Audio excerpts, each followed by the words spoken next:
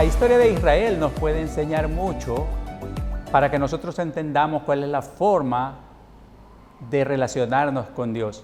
Su historia está marcada por épocas de profunda oscuridad, profunda tragedia. Sin embargo, ha habido otras épocas de tremendo avivamiento y tremendo regocijo en la presencia de Dios. En el estudio de hoy vamos a referirnos a una celebración sin igual en 400 años. Y esta historia está en los capítulos 22 y 23 del segundo libro de Reyes y los capítulos 34 y 35 del segundo libro de Crónicas. Entendamos un poco cuál era la situación de la nación en este momento.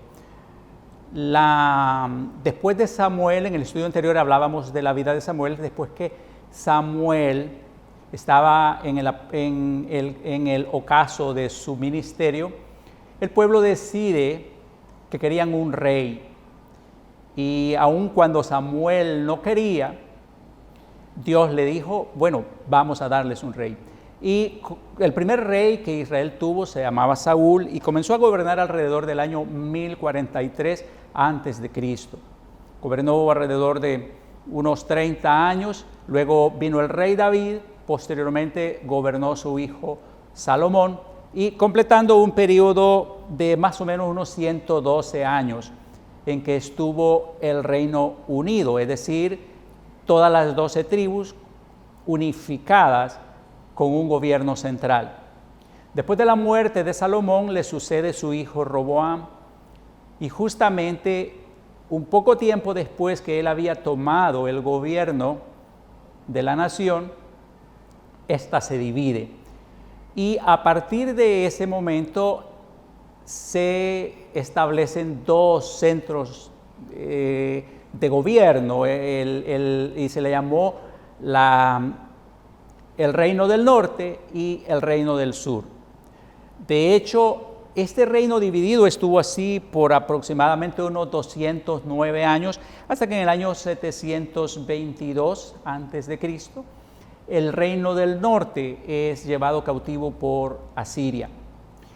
El reino del sur, o Judá, estuvo por unos 135 años más, donde hubo una serie de reyes que entre algunos relativamente buenos y algunos terriblemente malos, hasta que finalmente en el año 586 fueron arrasados por Babilonia. Esto más o menos es la historia de la monarquía de Israel. Sin embargo, en el 640, es decir, en ese periodo en que ya el reino del norte había sido llevado cautivo y estaba solo el reino del sur, con Jerusalén como capital, y estaban ya solamente esta parte era realmente Israel, y estaba siendo gobernado por diversos reyes. Hubo algunos muy malvados, como Manasés, que por cierto fue el que aserró al profeta Isaías, fue uno de los reyes más malos, y le sucedió su hijo Amón. Cuando Amón muere, le sucede un chiquillo, esto fue en el año 640 aproximadamente, un chiquillo que apenas tenía 8 años. Esto lo dice el segundo libro de Crónicas 34, del 34 del versículo 1 al 3, lo vamos a leer ahora. De 8 años era Josías cuando comenzó a reinar, y 31 años reinó en Jerusalén. E hizo lo recto ante los ojos de Jehová, y anduvo en los caminos de David su padre, sin apartarse a la derecha ni a la izquierda. A los 8 años de su reinado, siendo aún muchacho, comenzó a buscar al Dios de Israel, al Dios de David su padre, y a los 12 años comenzó a limpiar a Judá y a Jerusalén de los lugares altos, imágenes de acera, esculturas e imágenes fundidas. Vean que es bien interesante porque cuando Josías sube al trono, era apenas un niño, apenas tenía 8 años. Y aconsejado por el sumo sacerdote y por los consejeros de la corte, decidió escoger el camino de uno de sus ascendientes o uno de sus ancestros, uno de sus antepasados lejanos, que era el rey David. Renunció a seguir los pasos de su padre Amón y de su abuelo Manasés y escogió seguir los pasos del hombre cuyo corazón era conforme al corazón de Dios. Esto es sumamente interesante.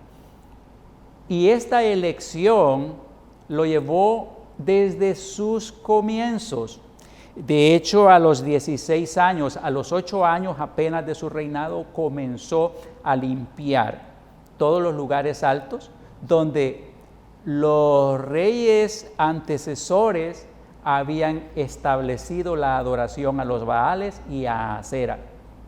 Tomen en cuenta, apenas tenía 16 años. Luego dice que a los 12 años de su reinado continuó ampliando esta limpieza, esta acción de quitar los lugares de adoración a ídolos, de quitar los centros de adoración al paganismo. Esto precisamente fue el inicio del avivamiento en los últimos días de la monarquía. Eso es sumamente interesante. Sin embargo, un poco más tarde, este avivamiento se consolida. Cuando Josías tenía 24 años, sucede algo sumamente interesante y encarga a su escriba, que se llamaba Safán, que dé instrucciones al sumo sacerdote Hilcías para que revisen el dinero que había en el templo y que comiencen a reparar este edificio que había caído en ruinas a causa del abandono. Así que Hilcías, el sumo sacerdote, instruido por Safán, va y revisa cuánto dinero hay, y mientras estaba buscando el dinero, mientras estaba colectando el dinero que estaba dentro del templo, sucedió algo extraordinario. Encontró un rollo, y ese rollo contenía la ley de Moisés. Así que le hace saber a Safán. Safán toma el rollo y se lo lleva al rey Josías. Cuando el rey Josías escuchó lo que Safán estaba haciendo, hizo algo espectacular. Y dice, segundo libro de Crónicas, capítulo 34, versículo 19. Luego que el rey oyó las palabras de la ley, rasgó sus vestidos. El acto de rasgar los vestidos en el judaísmo significa señal de duelo, señal de condolencia, señal de dolerse por lo que está sucediendo, por la noticia que le están dando. Entonces, de nuevo, hermanos, al igual que en el estudio anterior, vemos que la semilla, el germen que desencadena un avivamiento en la nación es entender que se ha venido actuando mal delante de Dios y arrepentirse. Ya lo hemos platicado en ocasiones anteriores, ya lo hemos mencionado, que el proceso del arrepentimiento o el acto del arrepentimiento involucra 3 etapas. La primera etapa es la confesión, es aceptar que hemos fallado delante de Dios, reconocer que hemos fallado. La segunda etapa es que el corazón se duele por nuestro mal proceder delante de Dios y pedimos perdón, pedimos misericordia, pedimos gracia. Y en tercer lugar, tomamos acciones, es decir, si veníamos yendo en un rumbo y ese es el camino equivocado, entonces cambiamos de dirección y tomamos la dirección que la palabra de Dios nos indica. Así que Josías no solo rasga sus vestidos en señal de duelo, en señal de dolor por lo que estaba pasando, sino que empieza a corregir lo que venían haciendo mal. Y lo primero que hace es que envía a preguntar a los que sabían, a los entendidos, entre ellos a la profetisa Hulda. Les manda a preguntar qué debe hacer ahora que han encontrado el rollo de la ley. Y Hulda le dice algo muy interesante en el capítulo 34 del libro segundo de Crónicas, versículos 26 y 27. Mas al rey de Judá que os ha enviado a consultar a Jehová, así le diréis: Jehová, el Dios de Israel, ha dicho así: por cuanto oíste las palabras del libro, y tu corazón se conmovió, y te humillaste delante de Dios al oír sus palabras sobre este lugar y sobre sus moradores, y te humillaste delante de mí, y rasgaste tus vestidos, y oraste en mi presencia, yo también te he oído, dice Jehová. Vean ustedes qué interesante. Hulda aquí menciona tres cosas, que justamente lo que venimos diciendo. Hulda le dice: justamente porque oíste las palabras del libro. Y como lo veíamos en el estudio anterior, es la Biblia la que nos muestra si nosotros estamos haciendo bien o estamos haciendo mal. Es como si nos vemos en un espejo.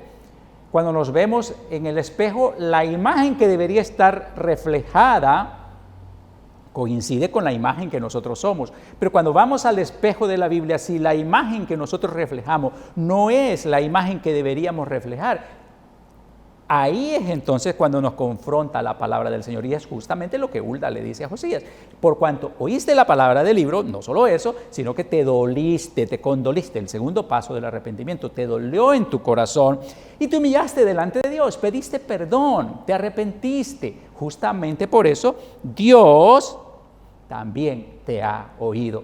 Y justamente aquí es donde comienza el gran avivamiento que trajo estas reformas de Josías.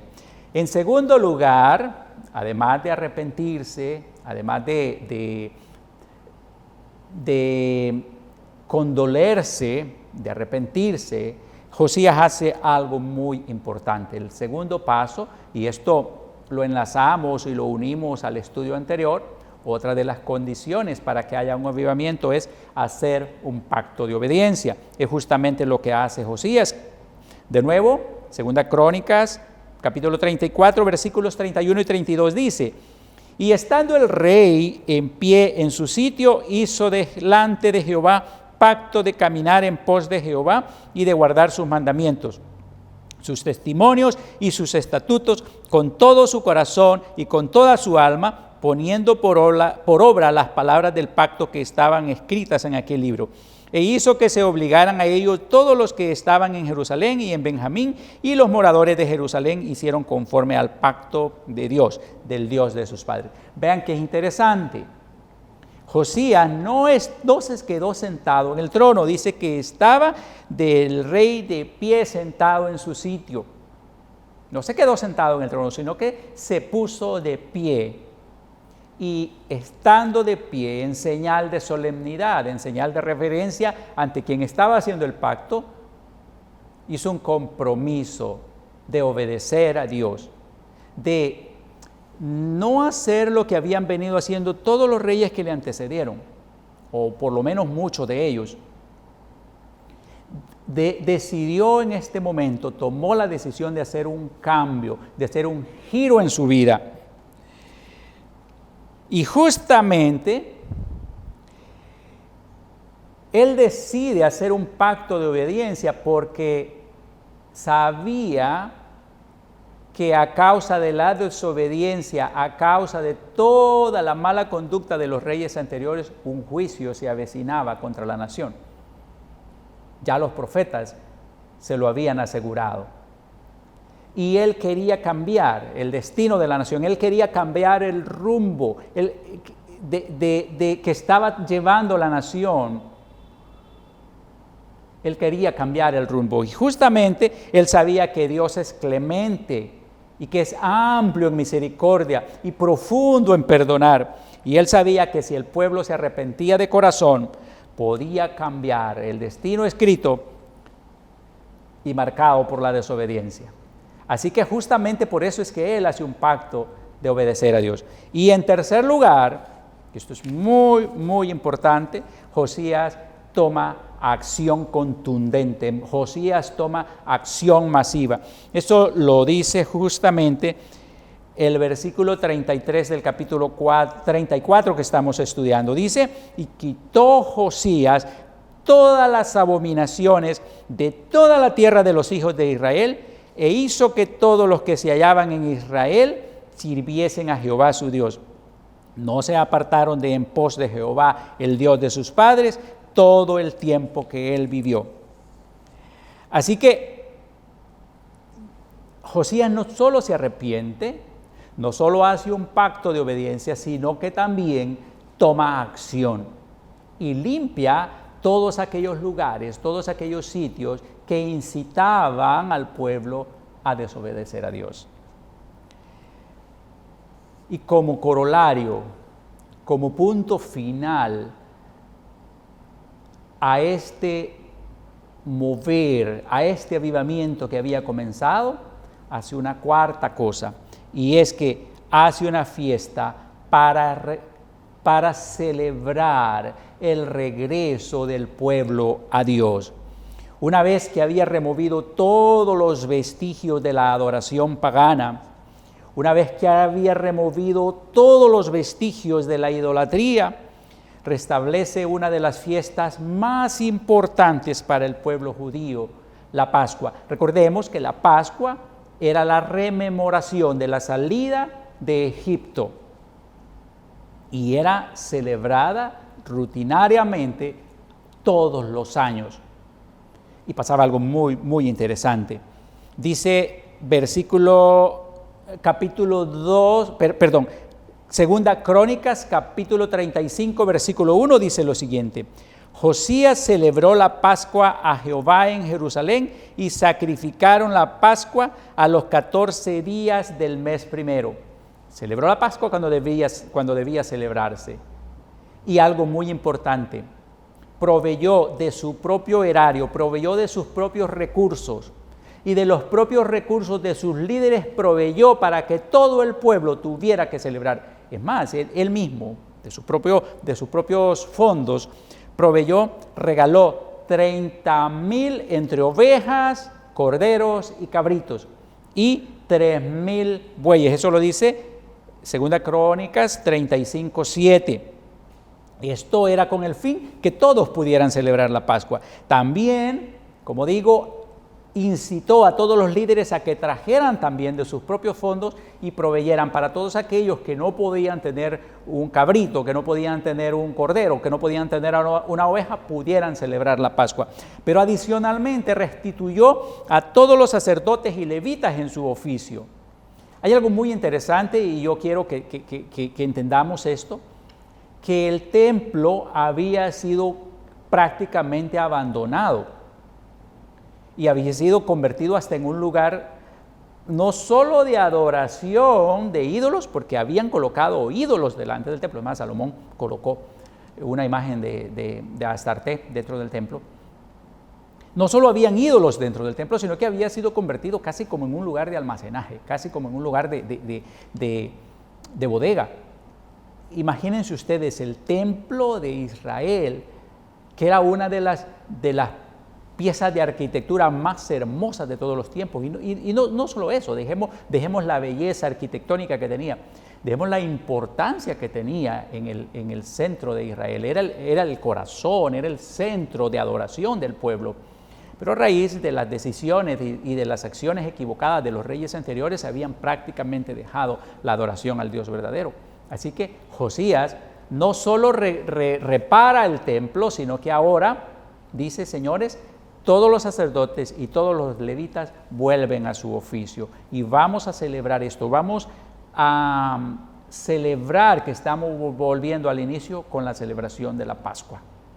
Y justamente así es como se consolida este avivamiento muy grande. Pero no solo eso, sino que también asignó a todos los cantores y a todos los que tenían ministerios dentro del templo, los restituyó en sus antiguos oficios, a fin de que volviera la nación, de que volviera todo el pueblo de Israel a tener un lugar, a tener un centro de adoración donde pudieran comunicarse directamente con Dios. Eso lo dice lo de la restitución de los sacerdotes y levitas, lo dice 2 Crónicas 35 del 2 al 5, y lo de la restitución de los cantores y de todos los oficios lo dice 2 de Crónicas 35, 15. Esta fiesta fue de tal dimensión que no se había celebrado una fiesta así desde los días de Samuel. Habían pasado casi 400 años sin que una fiesta así, nacionalmente, tan importante se celebrara. Dice 2 de Crónicas 35, 18. Nunca fue celebrada una Pascua como esta en Israel desde los días de Samuel el profeta.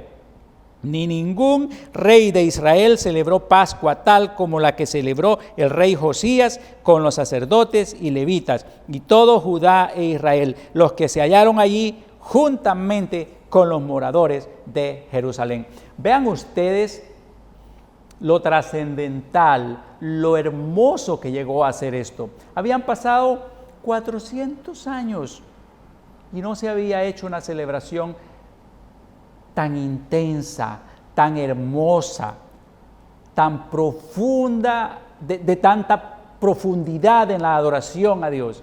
Esto es sumamente importante.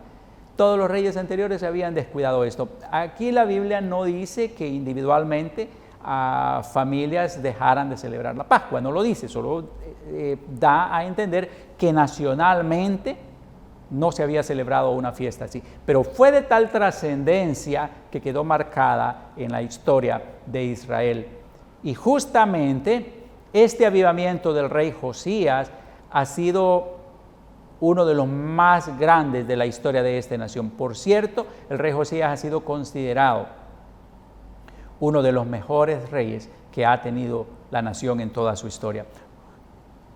Y de hecho, cuando revisamos la historia, fue el último gran rey de la nación, porque justamente cuando él después va a una campaña contra el faraón Necao, muere en batalla o es herido en batalla, muere en Jerusalén un poco después, ya la nación no pudo tener un rey establecido directamente. Todos los reyes que vinieron posteriores los puso el faraón, hasta que vino en el 586 Babilonia y los aplastó completamente, y a partir de ahí ya desapareció la nación de Judá. Fueron llevados cautivos, ya ustedes lo saben, fueron llevados cautivos por aproximadamente 70 años a Babilonia.